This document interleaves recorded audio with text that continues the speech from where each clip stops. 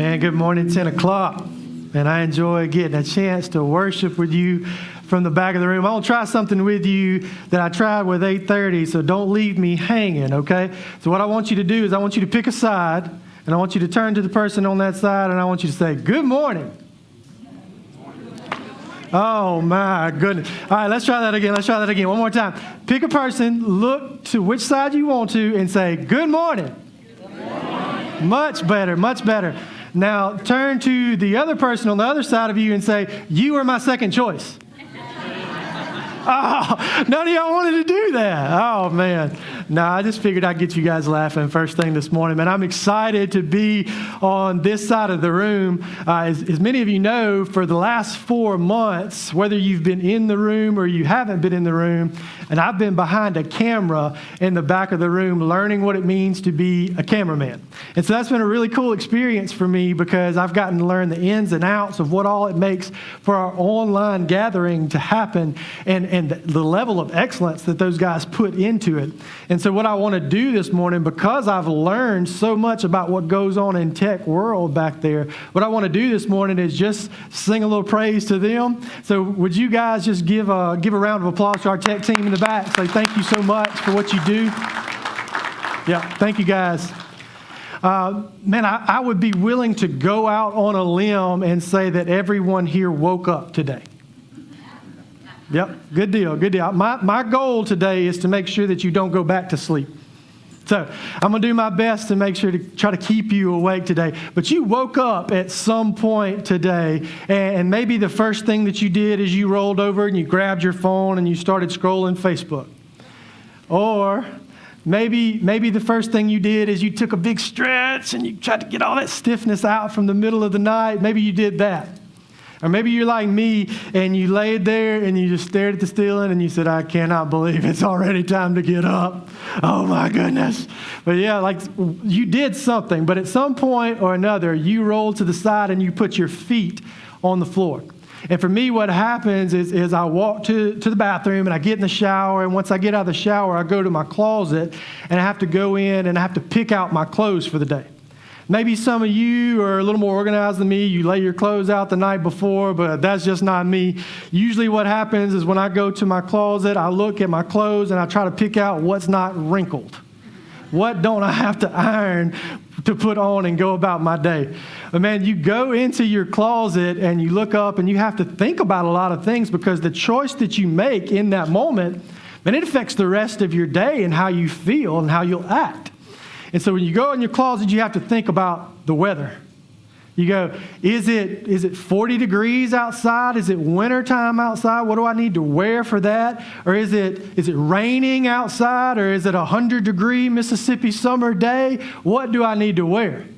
And so when you go in there, maybe it's a 40-degree day and you go in there, what would happen if you chose to put on a short sleeves and shorts and flip-flops? Man, you'd be cold. I know, at least for me, I'd be cold. Some of you boys are looking at me going, that's what I wear in the wintertime. I don't know what you're talking about. I like that kind of, maybe I could do shorts in 40 degrees, but not flip-flops. Man, I need some warmth on my feet. That would kill me. Or what would happen if you went in and it was one of these hot Mississippi summer days? It's 100 degrees with 100% humidity. Feels like 120 outside. And you decide to go in and pick out a sweatshirt.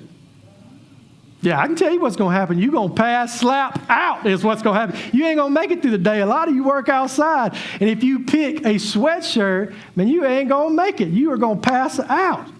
So let me ask you this.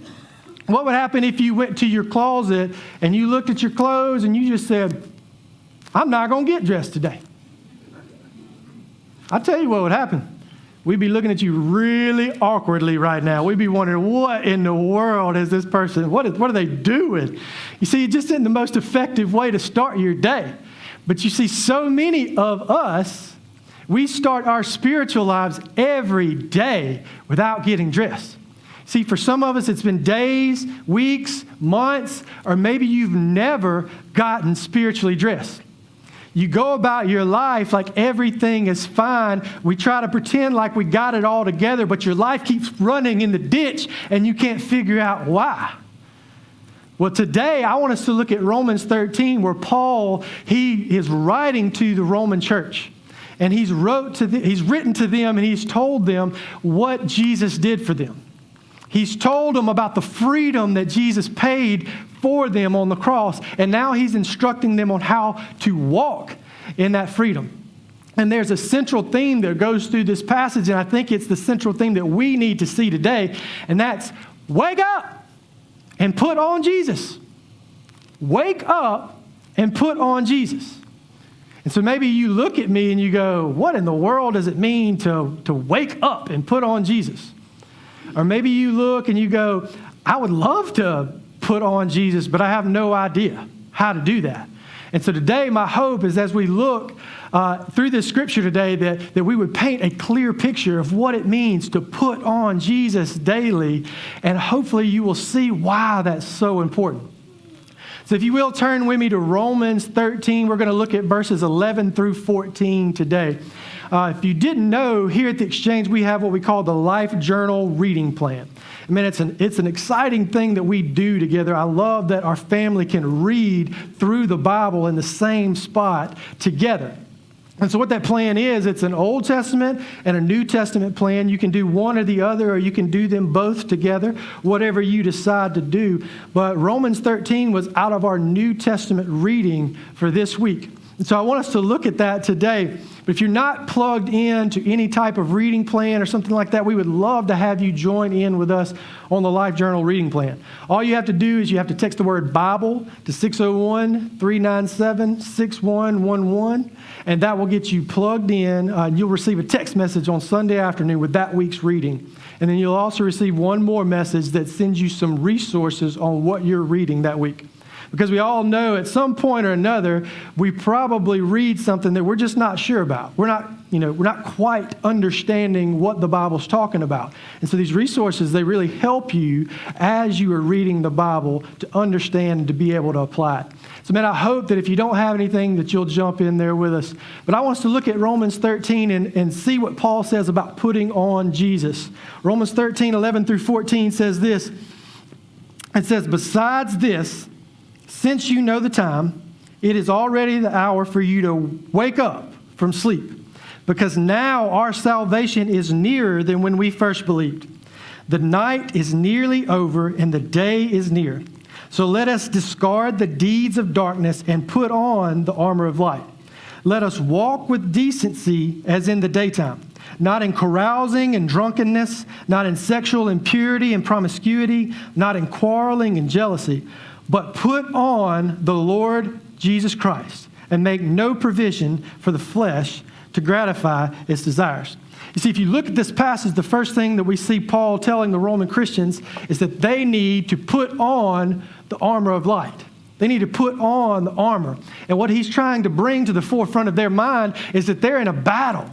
You see, the Bible tells us that we are in a spiritual battle, but so many of us walk around every day like we're not in a battle. But you see, the Bible says that we have an enemy, and his name is Satan, and he says that he walks around like a prowling lion ready to devour you. That sounds like a battle that I want to be ready for, does it not? But so many of us walk around every day like we're not in this battle. Look at what Ephesians 6:12 says about this battle that we're in. It says, for our struggle is not against flesh and blood, but against the rulers, against the authorities, against the cosmic powers of this darkness, against evil spiritual forces in the heavens. And so the first thing that I think that Paul wants us to see today from this passage is that we need to wake up and put on Jesus for protection. We need to wake up and put on Jesus for our protection. You see, many of you probably didn't know me before my mid-20s. But today I stand before you right now at 6'3", almost 6'4", and I weigh 200 pounds. And so if you knew me in high school, you know that I stand before you today and I'm rather hefty compared to what I was in high school. Because when I was in high school, I was 6'3", almost 6'4", and I weighed 140 pounds. And so what they say in the South is that boy was scrawny. He was little. He was a beanpole. I've heard all of them. That's what they say about me. But, I didn't let that keep me from playing sports. I loved sports. I played everything. I played basketball, played baseball, played football. I ran track, and for some unknown reason that I'll never know, I even ran cross country one time. I don't know why anybody would run that far, but I did it one year. And so I didn't let my size keep me from playing sports. And probably my favorite sport to play was football. And so you don't have to know just a whole lot about football to know that you don't want to go out there without some protection because you'll get broken in two. I mean, it's a rough sport. You don't want to go out there without putting on some protection. So I can remember going back to my high school days when I would go out for practice, I had to put on protection before I ever even left the locker room. And so I would slide my pants on that were lined with pads to protect the lower part of my body. And I would put shoulder pads on that would protect the upper half of my body. I even had a rib guard that would go around and it would protect from anybody hitting me in the ribs on the side. I would put my helmet on and I'd strap my chin strap on, and then I'd put a mouthpiece in to protect my teeth. And see, that was before I ever even left the locker room. You see, but my favorite position to play in football was quarterback. I played a lot of different positions, but my favorite position to play was quarterback. So if you know anything about football, you know at any point in time, there's at least 5 to 6 guys that stand in front of you as the quarterback, and their sole purpose in being out there is to protect you from the defense. See, that's their sole purpose, is to block the defensive players away from you so that you have time to do something with the ball. And that defensive side of the ball, their sole purpose is, this is what I think it is anyway, is to hit you as hard as they possibly can. And they like to do that. They want to hit you and hurt you. And so, man, protection is a super important thing as a quarterback. And so I remember my junior year, we had this guy, his name was Stephen. And Stephen was 6'8", 240 pounds of pure muscle. And so if you did the math in your head, Stephen was about 5 inches taller than me and outweighed me by 100 pounds. And let's just say he had a little bit more muscle than I did, just a little. But he was a big dude. Like, he was a beast. I mean, he went on to Alabama and competed on their track and field team. And the last I heard about Stephen, he was training to become an Olympian in the shot put. He was athletic. He was fast. He was a beast. He would play defensive end for us. And I believe the year that my junior year, his senior year, he set the sack record for Mississippi that year. I mean, he was just tearing people up. And so one practice that I went to, my junior year, I didn't play defense. See, I only played offense my junior year. And so what would happen when we would go out for practice is the first team defense, whenever they would practice, I would run quarterback for the second team offense. And see, I was never really crazy about that at all, because all of the good defensive players, the big, fast guys, were on that side of the ball, and all of the freshmen were over here blocking for me. And so my protection waned quite significantly.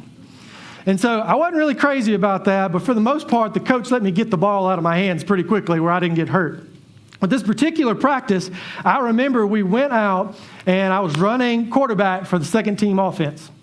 And Stephen, I remember it clear as day, he was on the defensive end to my right side. And the coach said, man, he said, I want you to run a passing play. I know we normally don't do this, but this will catch them off guard. They'll never see it coming. I want to wake them up. I said, all right, here we go. So I was nervous walking to the line. I took the snap and I dropped back, and I'd already made it up in my mind that as soon as I saw somebody that was even close to open, I was throwing it. I was getting rid of the ball. And so I dropped back and I'm scanning the field, and before I know it, Stephen had laid me out. I was flat of my back, and I honestly don't remember about 10 seconds after that. Like, he hit me so hard, it was unreal. I've never been hit like that.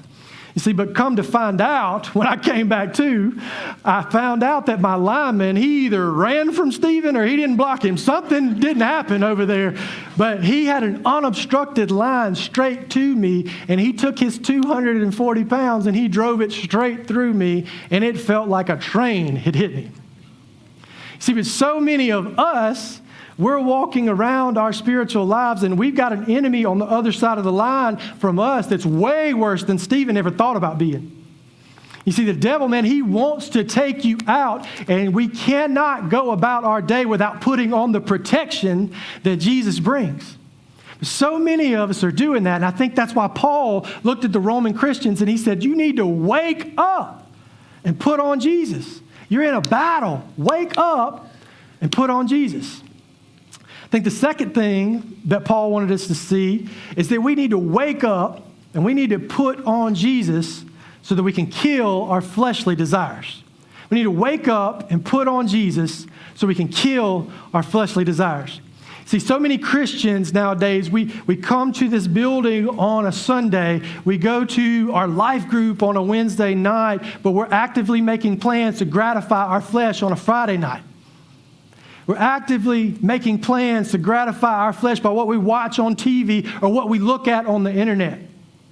We actively make plans to gratify our flesh in our relationships or what we do with our resources. See, we actively make plans to gratify our flesh. And a lot of times what we do is we try to blame it on somebody else. We say, oh, the devil made me do it. Man, he set this perfect trap for me. He made me do it. He pushed me to do it. Or maybe you've done this one. This one's one that I'm guilty of. I've done it.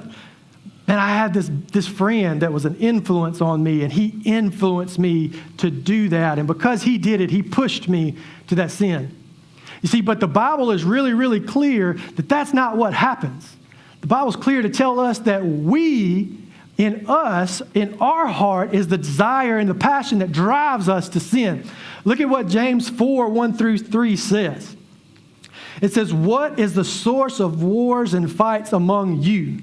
Don't they come from your passions that wage war within you? You desire and you do not have. You murder and covet and cannot obtain. You fight and you wage war. You do not have because you do not ask. You ask and do not receive because you ask with wrong motives, so that you may spend it on your pleasures. See, the Bible just pretty clearly called out where our sinful inclination comes from. It comes from within us. It's not out there. Satan can dangle the bait in front of you, but he can never push you to do what he wants you to do. And you have to be protected, and you have to wake up and put on Jesus in order to see that. Do I have any C.S. Lewis or Chronicles of Narnia fans in the house? Is there anybody in here that loves that? Yeah. Dude, I love C.S. Lewis, and I love the Chronicles of Narnia especially. I think he does such an amazing job of taking a creative story and giving us a picture of what God does for us. But if you're familiar with the movies, Chronicles of Narnia, there's 3 of them that came out. And the third one is called The Voyage of the Dawn Treader. And so in this movie, there's 2 characters, Edmund and Lucy. And Edmund and Lucy are called back to Narnia. And the thing that's different about this trip back to Narnia is that they don't go with their older brother and sister, but they go with their obnoxious, selfish cousin, Eustace. And I'm telling you, from the beginning of this movie, you want Eustace to fall off the boat. Like, you don't want him there anymore. He is so obnoxious and so selfish, like you just wish he wasn't in the movie. But nevertheless, he's in the movie. And they get on this ship once they get to Narnia, and they go on this voyage, and they end up coming to this island. And when they get off on this island, they decide that they're going to go and look around the island. And Eustace, in his true form, says, I don't need you guys. I'm going to go do my own thing. And so he takes his selfish little self off by himself, and he runs up on this treasure. He sees this gold, and you can just see the selfishness and self-centeredness just welling up in his eyes. And he immediately reaches out and goes to take the treasure. And as soon as he does, he's transformed into a dragon. And some of you may think, oh, that's pretty cool, man. I'd like to be a dragon. But Eustace didn't think that was very cool. Like, he was pretty upset. In fact, in certain points in the movie, then Eustace cried because he thought that he would never be able to be turned back into a boy. And so the movie goes on, and Eustace learns lesson after lesson, probably about his selfishness. But towards the end of the movie, there's another character that you may be familiar with if you've kept up with those movies, and his name is Aslan. And see, Aslan is who C.S. Lewis uses to portray to us what God does for us. So Aslan is kind of the God character in this movie. And so you don't see this picture as clearly in the movies, but in the books, Eustace goes to Aslan. And he's tried everything that he can possibly do to change himself back into a boy. And so he goes, and man, he doesn't know what else to do. And he says, Aslan, will you help me change back into a boy? And so Aslan looks at Eustace and he says, Eustace, I want you to take your dragon claws and I want you to scratch as hard as you can to try to pull all of these scales off to transform you back into a boy. And so Eustace does it. He obeys Aslan's command and he starts scratching. He's scratching himself and he's trying his hardest, but not one scale falls off. And Eustace finally just gives up and he's sitting there broken. And then Aslan walks up to him in the book, and he begins to one by one take scale after scale after scale after scale off of Eustace. You see, you may be able to see the imagery that C.S. Lewis is trying to portray to us. But that's exactly what God has to do for us. See, we can't take these desires that we have and put them to death on our own. We have to have Him do it. We cannot do it on our own. He has to be the one to take scale after scale after scale of our desires out of us and put them to death. So maybe today, maybe you've been struggling with a fleshly desire all of your life. Man, it's been keeping you down. It's been knocking you down. But maybe today, what you need to pull from Romans 13 is that you need to wake up. And you need to give that to Jesus. You need to wake up and give that to Jesus. The next thing that I think that Paul tells us from this scripture is that we need to wake up and put on Jesus so we don't miss our opportunity. We need to wake up and put on Jesus so we don't miss our opportunity. You see, Paul says, it's time to wake up from sleep. The night is nearly over and the day is here. See, Paul is looking at them and he's saying, wake up. And I think Paul is most definitely looking at the Roman Christians and he's saying, hey, we don't know when Jesus could come back. It could be today. You need to wake up and get your act together. And most certainly that's something that we need to hear today because it's truer for us today than it was for them then. It's closer today than it was for them then. But I think also Paul is trying to get across to those believers is that they need to wake up because they don't know when their time is up. You see, so many of us, we try to push that to the back of our mind and we don't try to think about our own mortality. But let me tell you something, unless Jesus comes back, we all will die. We all are going to run out of time on this earth. And our main mission on this earth is not to be a parent. Our main mission on this earth is not to have a successful job. Our main mission on this earth is to know God and to make Him known. And if you're not doing that today, then you're missing your opportunity. A lot of you already know this, but I used to be an asphalt operator at a refinery in Vicksburg. Before I came into ministry, that was my job. I worked a swing shift at a refinery in Vicksburg. And what liquid asphalt looks like is it's a liquid that if it gets on you, it won't stop burning you. You can't wipe it off. It won't stop burning you until it cools down. So it's a dangerous product. It's usually kept at around 300 to 350 degrees, sometimes less, sometimes more. But it's a dangerous product. But during my time at the refinery, I had a couple of different responsibilities. One of them was I would load that liquid asphalt on trucks, and they would take those tanker trucks to different places in the nation and would make different products with it. Or I would load it on a barge, and they would take it up the river to different plants.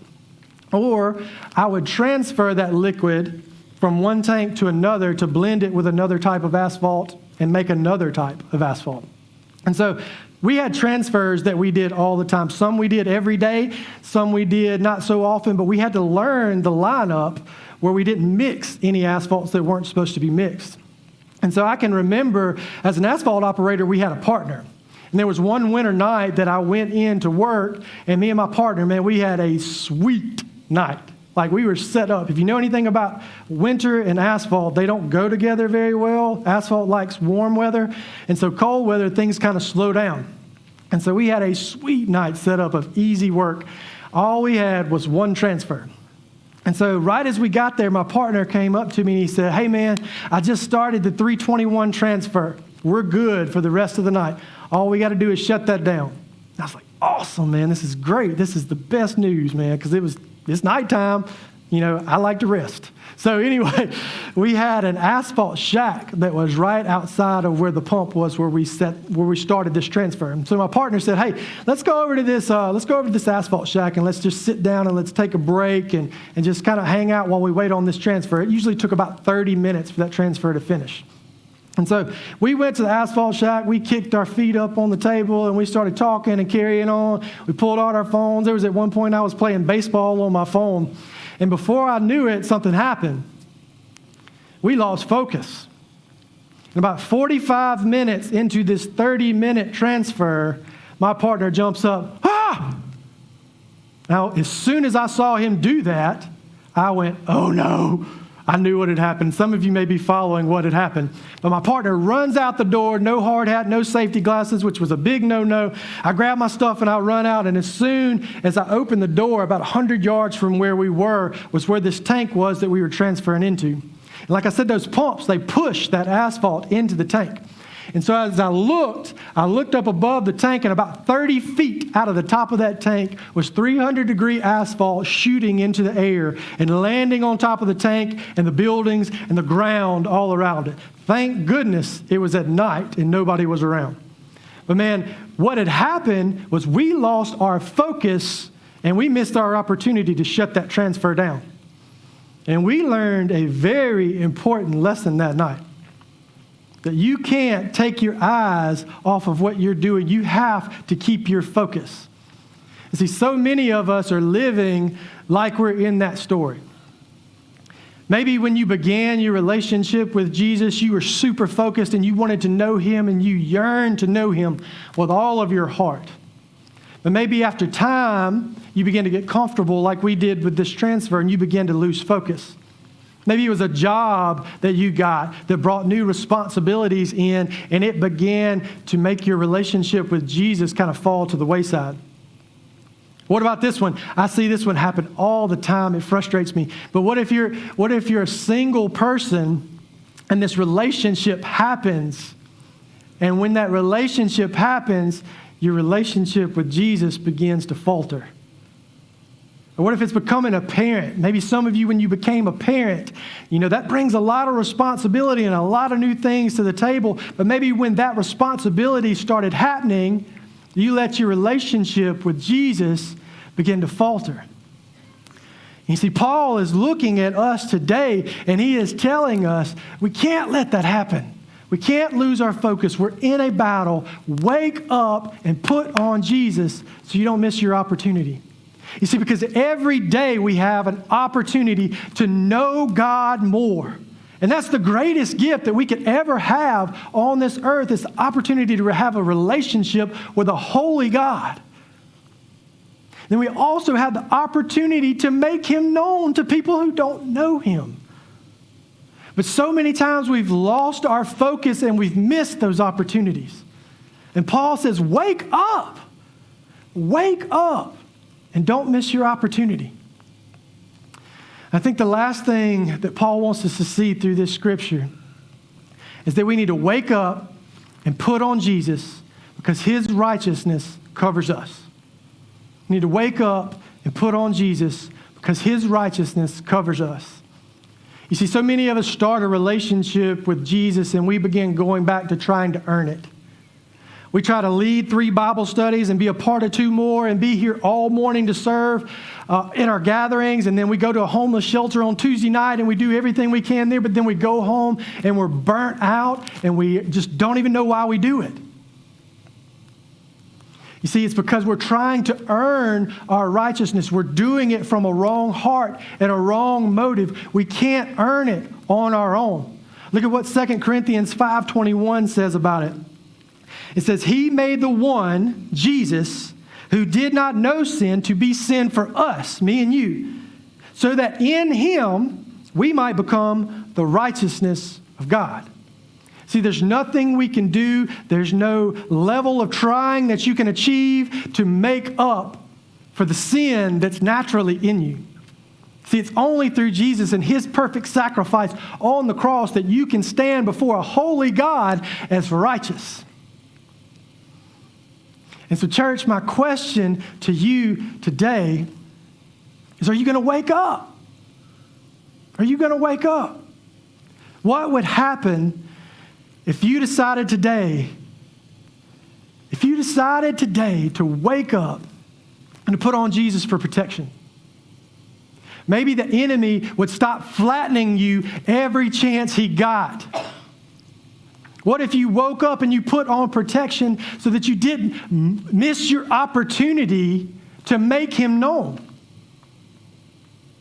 Maybe there's somebody at your work right now that you've missed the opportunity to make Jesus known to them. Wake up. Wake up.